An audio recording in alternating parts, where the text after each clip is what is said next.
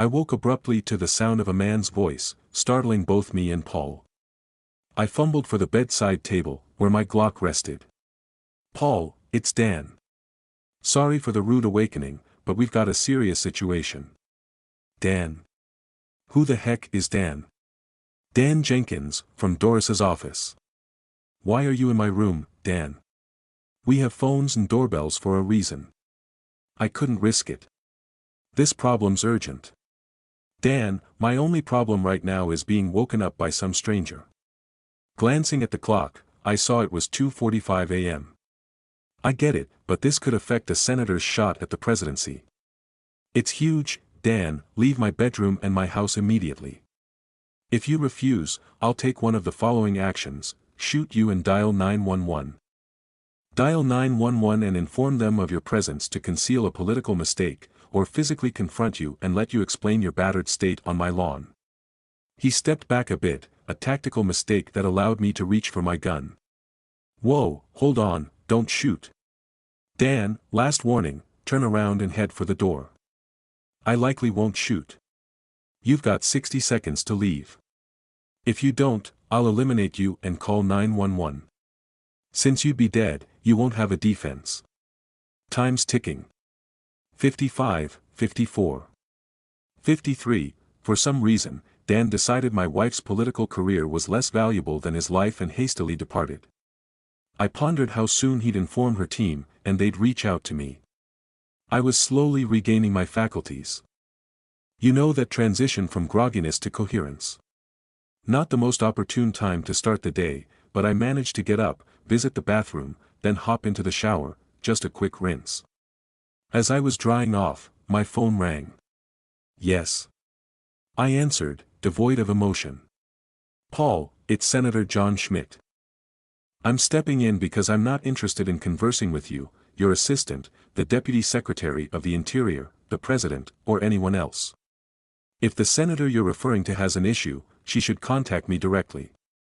Unfortunately, that's not feasible." "Goodness, is she okay in any way?" "Well, not physically, but you see, John, it was pleasant chatting with you. If my wife needs to discuss anything, tell her to reach out to me. If you need to reach me, schedule an appointment through my office.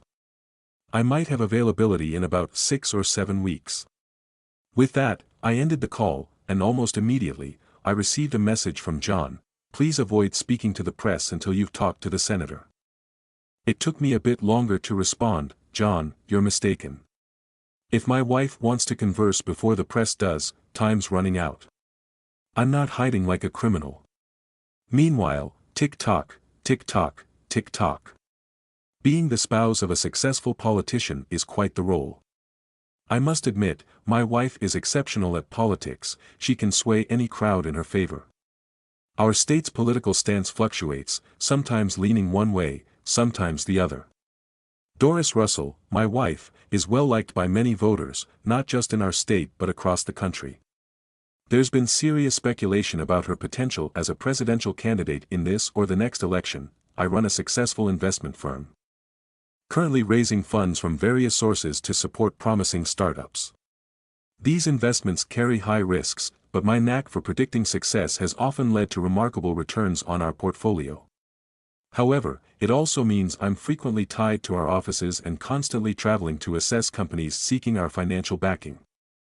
Maintaining anything resembling a typical marriage is incredibly challenging when both partners are highly successful.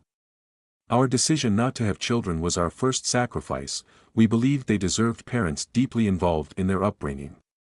Recognizing our limitations, Doris and I agreed that prioritizing children wasn't for us. The true test lies in preserving our partnership. Despite Doris's role as a senator in D.C., our dynamic barely shifted. While she could return home to connect with constituents, and I could visit on long weekends, we still endured weeks without seeing each other. We tied the knot at 25, both on trajectories toward success, where our time together was vital. Having a non-judgmental listener and offering constructive advice were crucial elements. Physical intimacy served as both celebration and solace in our journey together, but as we hit our 30s, job demands intensified, and our bodies craved rest. Something had to give, and unfortunately, it was our partnership, despite our vows to prevent such a drift, what frustrated me most was the political landscape's nature. A skilled politician must either align with public opinion or skillfully dodge controversial topics. Despite inwardly agreeing with me, Doris often had to oppose my views for political expediency, a bitter pill for both of us. We had a fundamental disagreement. I believed her best political path was authenticity, while she thought siding with less crucial issues would improve her chances. Her advisor, or whatever he fancied himself, began to monopolize more of her attention. Our first major clash occurred about 2 months back. She accused me of undermining her because I opposed one of John's ridiculous opinions. I warned her that if she trusted John over me, we were in trouble. Ever say something you regretted? She took my words to heart, believing me. I wanted her to see we were partners and that John was leading her astray, but instead, she thought our relationship was in jeopardy. So this morning, when one of her lackeys approached me, I sensed it was a tentacle from the trouble we were in. I wasn't going to hear it from them, I was waiting for her call. My phone rang, it was Doris. Morning, I greeted, lacking sincerity. Why are you being difficult, Doris? I almost hung up on instinct. What makes you think I'm difficult? John told me. Yeah, now you're going to explain why John thinks I'm difficult. Screw John. Okay, fair enough, you're right. I have an issue, and John convinced me he should explain it. I see. Now that we're talking, do you think John was right? No, probably not. Alright, so tell me what's the issue. It wasn't like that between us, you know that. She hesitated. Did she need reassurance? Not from me. We used to rely on each other, but lately, I've been turning to John for advice more and more. I depend on him increasingly. Another pause. I figured this was her mess, she could deal with it. There's no easy way to say this. John and I are in love. Still silence. Surprisingly, hearing about love was underwhelming. Silence felt like the safest response. We were caught tonight in Bethesda. We thought it was far enough, so we had dinner in public, but some reporter caught us kissing. He even took pictures of us undressing each other when we entered my hotel room. He informed us he had the evidence, and the story will break tomorrow. We need to get ahead of this. Another pause. Don't you care at all? Don't you have anything to say?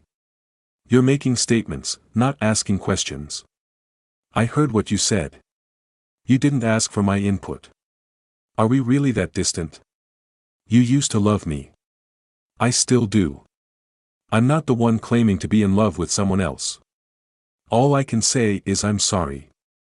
I'm even more sorry that I have to ask for your help to navigate this crisis. My help? Seriously? No, scratch that. It's the new you. Fiction over truth. So, what's the story, by the way?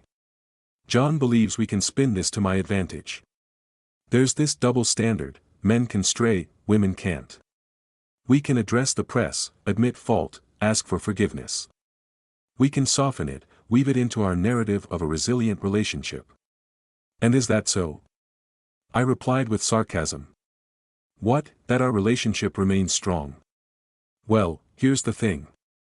We'll stay married, but not really. No need to explain. If you want John, go ahead. You have my blessing.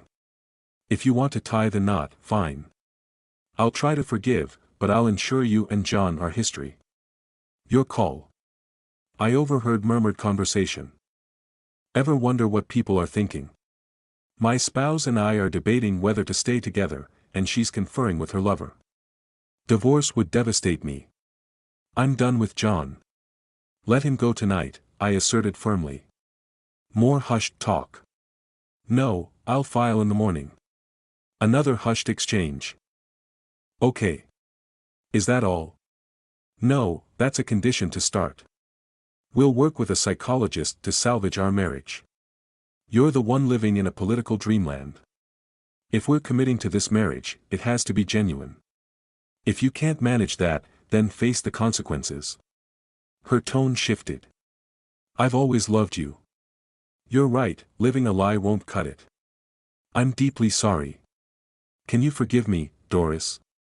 I'll be frank, as always. I have doubts. It's enticing, the thought of being associated with the presidency. More muted conversation. Sorry, I told John to leave.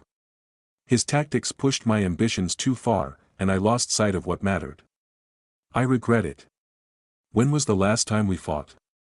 I chose the presidency over our marriage. But it's clear you can't have one without the other. That's a wake-up call. It's the best step forward for me now. Give me a chance. I convinced myself we were finished, but I was wrong, and I knew it. John made me believe I couldn't have both you and the presidency, and he persuaded me to let you go. Like I said, his tactics. They really suck. Like I said from the start. We had a discussion. We agreed she'd publicly dismiss John in the morning. Well, morning for everyone else, it was still almost 4 a.m. for us. She'd admit their error and emphasize her marriage's importance. She also mentioned we'd address the press within the week. All the morning shows closed with footage of Doris and John at her hotel room door. It made sensational political fodder. Within an hour, it was announced Senator Russell would speak at 9 a.m. Doris emerged, professionally attired, stating she'd deliver a prepared statement and field questions. I made a grave mistake last night that I deeply regret. My campaign manager and I became too close. And we let it spiral out of control. My political career is significant, but my marriage is paramount. This morning, I terminated my campaign manager. I also spoke with my husband, extended heartfelt apologies, and we're committed to repairing our marriage. He and I will be addressing you soon. Now, I'll take questions. How long did the affair last? It wasn't an affair. It was a one-time error. Why fire John Schmidt, when the fault was yours? John and I crossed a boundary. It happens. I'm not proud, but I'm not alone. After a mistake, you must demonstrate it won't be repeated. That meant parting ways with John. So, you don't trust yourself? Yes, I have faith in myself. Right now, my husband has valid reasons to question me. Firing John is a way to prove it was a mistake. Ah, Mr. Schmidt. He's incredibly talented. He'll step up. The questions kept pouring in. She handled them adeptly. They softened over time. It was evident she was winning over the audience. It was Wednesday morning, and I had tasks awaiting me. We both did. We agreed to make our public announcement on Monday morning. I pushed for Friday, but it's not ideal for the news cycle. You did well in the morning interview. With a solid follow-up, you'll be fine. I hope so. I've put in so much effort, she responded. Find us a counselor in Washington, D.C. I'll make time for sessions. Sure. I'll also work on our application. The application seemed more pressing to her than finding a counselor, understandable since it was for arguably the top prize globally. Can I draft it myself? My question served more as a gauge than a genuine inquiry. I'd prefer it refined, if possible. Will you handle it? With assistance. You know I'm surrounded by wordsmiths. When will you be in town? I've got a packed week. I can't make it Monday morning. How about scheduling the press conference for noon? It'll give me time to prepare. My solo research went as expected. Monday arrived swiftly. I boarded our company plane and flew to Washington, D.C., arriving at 7 a.m. Doris's team awaited me. We swiftly headed to her apartment. At the entrance, we exchanged a kiss. Oh, I adore you, she said. I adore you even more, I replied.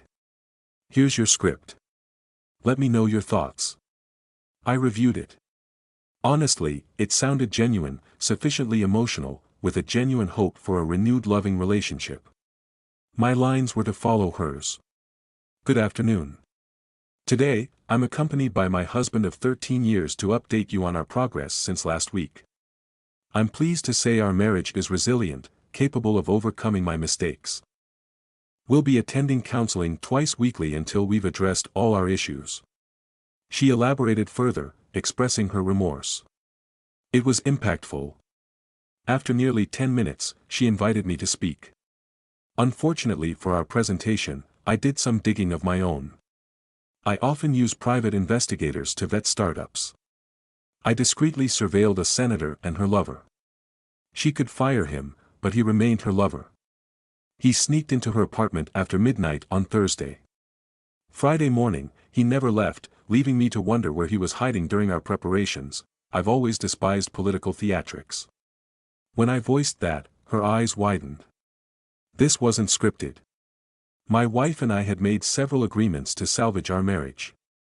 Sadly, she hasn't honored any, so today, I'm here to announce I've filed for divorce, and she'll receive the papers after this, introductory event. I'm open to answering any questions. A stunned silence followed.